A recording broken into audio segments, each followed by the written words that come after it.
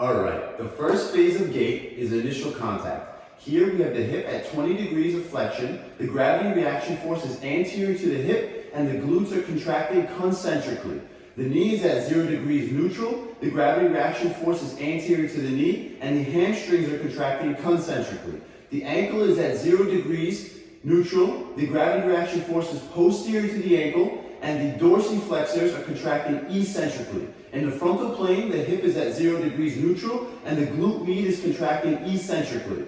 At the ankle in the frontal plane, we're at 5 degrees of inversion.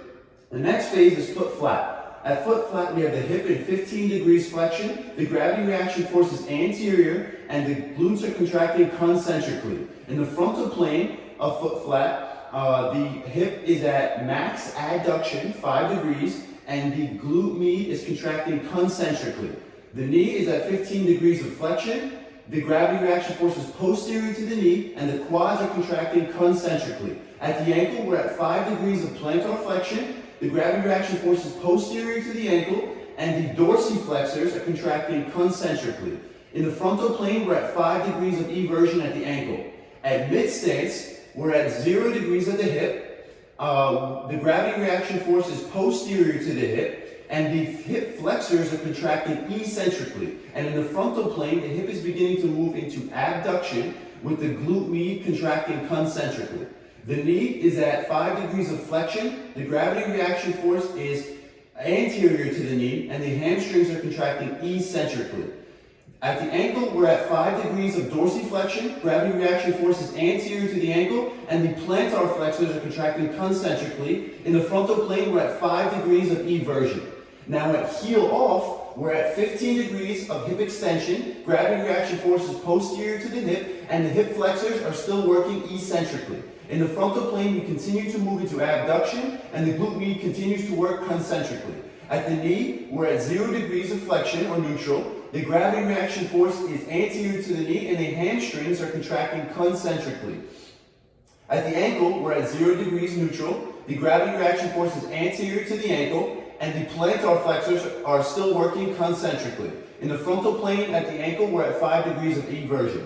Now at toe off, we're at 20 degrees of hip extension, the gravity reaction force is posterior to the hip, and the hip flexors are contracting concentrically. In the frontal plane at the hip, we're at maximum abduction, 5 degrees, and the contralateral glute med is stabilizing the opposite pelvis. So the knee is at 30 degrees of flexion in this toe-off phase. Gravity reaction force is posterior to the knee, and the quads are working eccentrically. At the ankle, we're at 20 degrees of plantar flexion. The gravity reaction force is anterior to the ankle, and the plantar flexors are contracting eccentrically. And in the frontal plane, we're at 10 degrees of inversion. Now in the swing phase, acceleration of swing phase, we're at 20 degrees of hip flexion, 60 degrees of knee flexion, and 10 degrees of plantar flexion. Here, the hip flexors are contracting concentrically, the quads are contracting eccentrically, and the dorsiflexors are contracting concentrically. Now, in mid-swing, we're at 30 degrees of hip flexion, 30 degrees of knee flexion, and 0 degrees neutral at the ankle. And then in the deceleration phase, we're at 30 degrees of hip flexion, 0 degrees neutral at the knee, and 0 degrees neutral at the ankle. And the muscle activation here is the glutes are contracting eccentrically, the hamstrings are contracting eccentrically, and the dorsiflexors are contracting isometrically. One example of a gait abnormality is called antalgic gait. This is what we might call a limp, and it's characterized by spending much less time on the affected leg, my right leg, in stance time than the left leg. Another example is called glute max gait. This is characterized by a posterior thrust of the trunk during the initial contact of the right leg due to limited range of motion or a weak hip extension in the left leg. One deviation or compensation you might see is called steppage gait. And this is a way to clear a foot drop or foot drag in patients. And they do this by increasing hip flexion during the swing phase.